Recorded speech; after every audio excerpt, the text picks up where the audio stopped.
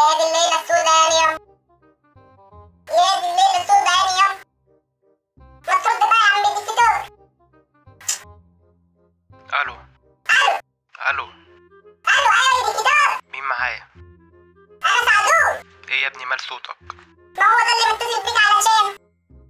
اسكت يا دكتور على اللي حصل لي. من كام يوم كنت واقف في البكالورة بتاعتنا. واقف فين؟ في البكالورة. البلكونه اه. فشفت بقى ايه اطباق طايرة كده في السما. مدورة اطباق مدورة كده، عارف الاطباق الفوضائية؟ الاطباق ايه؟ الاطباق الفوضائية يا دكتور اللي بتيجي من بره خارج كوكب الارض دي. الفضائيه. ايوه هي دي، الله يفتح عليك. لقيتهم بقى جايين كده من بعيد يا دكتور، وعمالين يفرقعوا في المباني كده، وبيحدفوا حاجات غريبة كده معرفش ايه دي.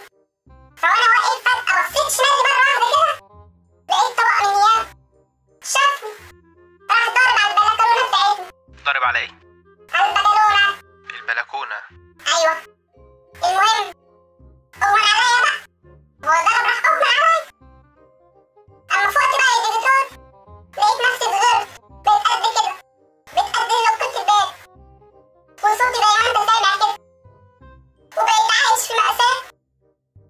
بقيت وانا قاعد على الكمبيوتر بتاعنا. قاعد على ايه؟ على الكمبيوتر.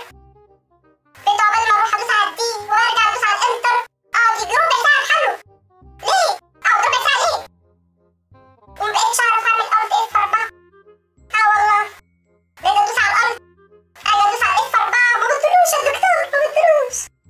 طب هدي نفسك كده بس وقول لي انت عايز ايه دلوقتي، يعني مش فاهم.